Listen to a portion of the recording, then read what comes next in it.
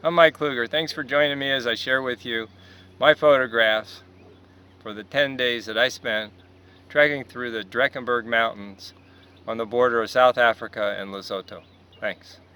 To my right was an unusual outcropping of rock columns that were 30 feet high and 50 feet long. To my left and looming over me was a 200-foot high rise that was a half-mile long. Behind me, the hills raced off to the horizon. In front of me was a deep mountain valley whose opposite sides were 5 miles away. It was topped with a mountain ridge that contained a cornice of jagged, sawtooth rock formations. I walked along a sloping surface that resembled a wedge of cheese that had been laid on its side. It required a most unusual leg lift to walk across its continually changing slopes, clumps of small bushes, tufts of grass, scattered rocks, and random water holes.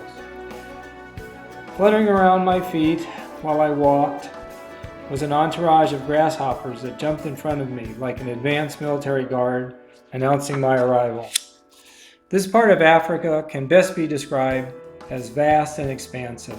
Together, the hills and valleys leapt over each other again and again as far as my eyes could see. This land was filled with a special vitality, and a sense of life radiated from it. Up one rise and down another, I trekked up and over a few more rises, and then for several hours up a 60-degree slope. I went through field after field of 6-inch tall, greenish straw-colored grass that bowed forward into the direction of the wind. Finally, I crested the top and walked along a ridge line that culminated on a flat plateau. I walked over to an opening between 2 rock columns on its edge. The view that spread out in front of me was absolutely mesmerizing. What was unique about it, aside from its absolute vastness, was that its slopes were covered with a deep, dark, rich, bold, verdant green that contained occasional swatches of dark tones and hues. All of this was set against black rock and dark-colored sides, hidden behind shaded areas that were underneath passing clouds. In this view, the mountains and valleys joined together, playfully weaving and bobbing in and out amongst themselves. Everywhere I looked, the surface constantly changed. It sloped up and down, jutted in and out, dipped and rolled, flattened out, and then rose up quickly. Elsewhere, a 1,000-foot high rock massif rose up as it twisted and turned towards the sky.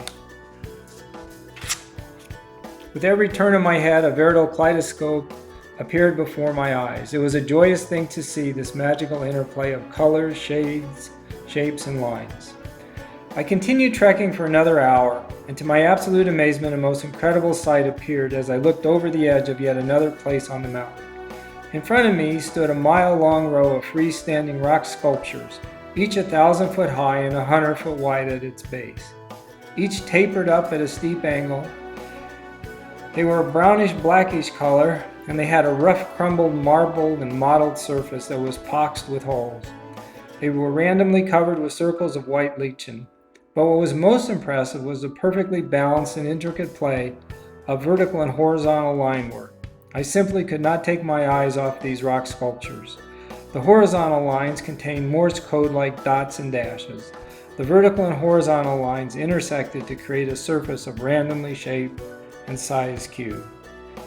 It was obvious that these rocks were quite old and probably had been there since the Earth's creation. I could only wonder what incredible events had occurred in front of these rock columns over the billions of years that they stood guard as sentinels over this land.